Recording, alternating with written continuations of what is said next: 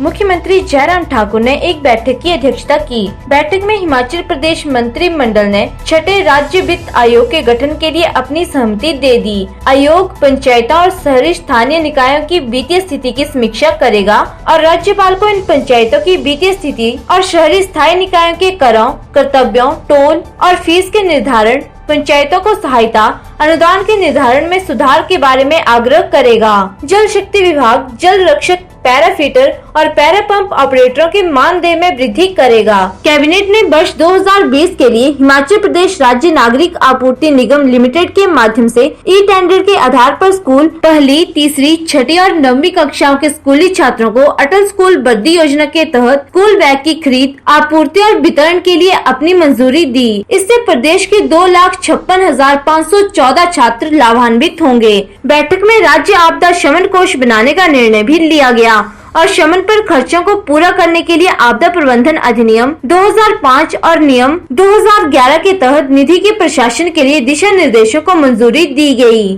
प्रदेश मंत्रिमंडल की बैठक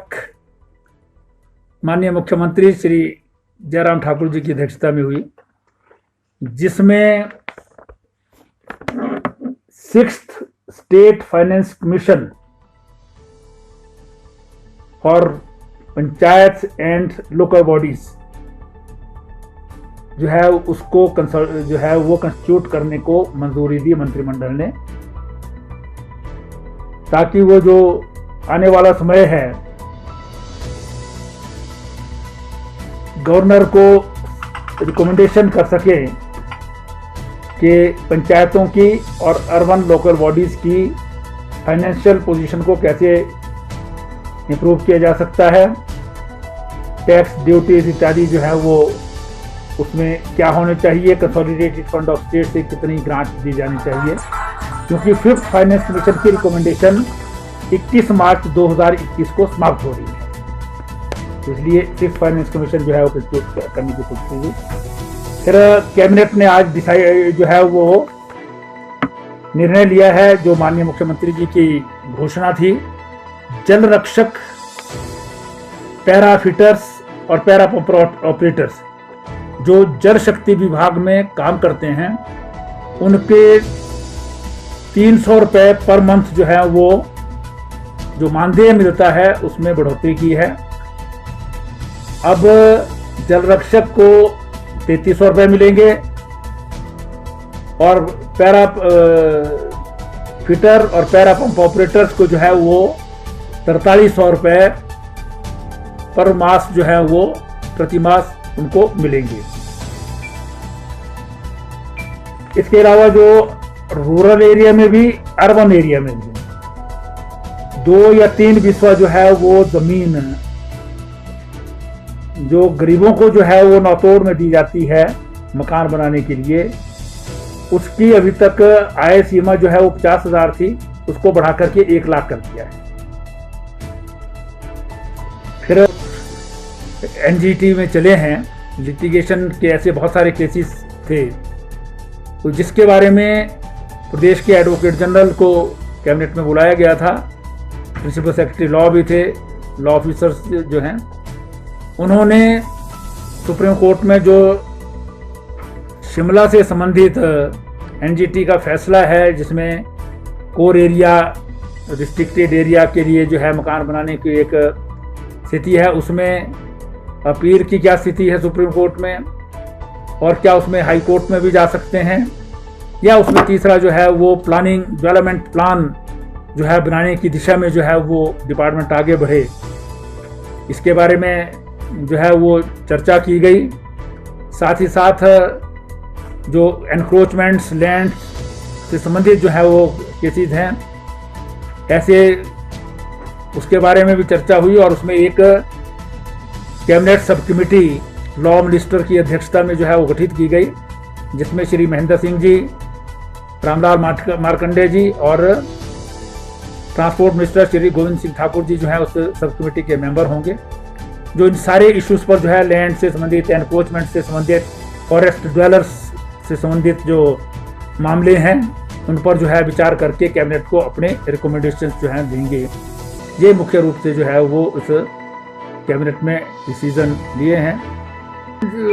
जो पुरानी चर्चाएं हुई हैं उस पर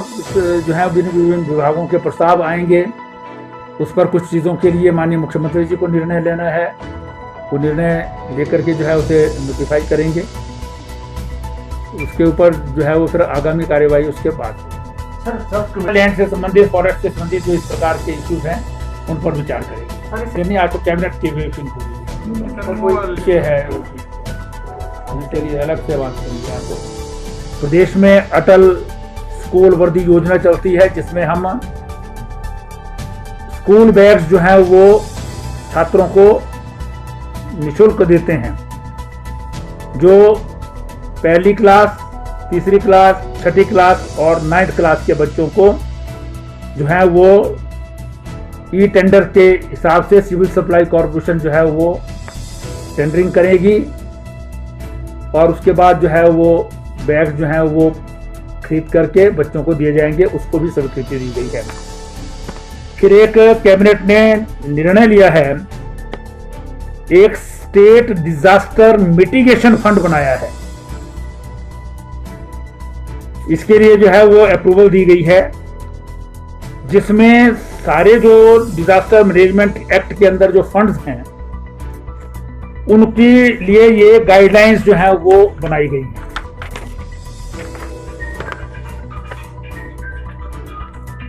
80 करोड़ करंट फाइनेंशियल ईयर में इसमें डिजास्टर रिस्क मैनेजमेंट फंड जो है ये मिटिगेशन के लिए यूज होगा। इसके अलावा जो है वो 50 करोड़ रुपया जो है वो सिस्मिक और लैंडस्लाइड जो रिस्क होते हैं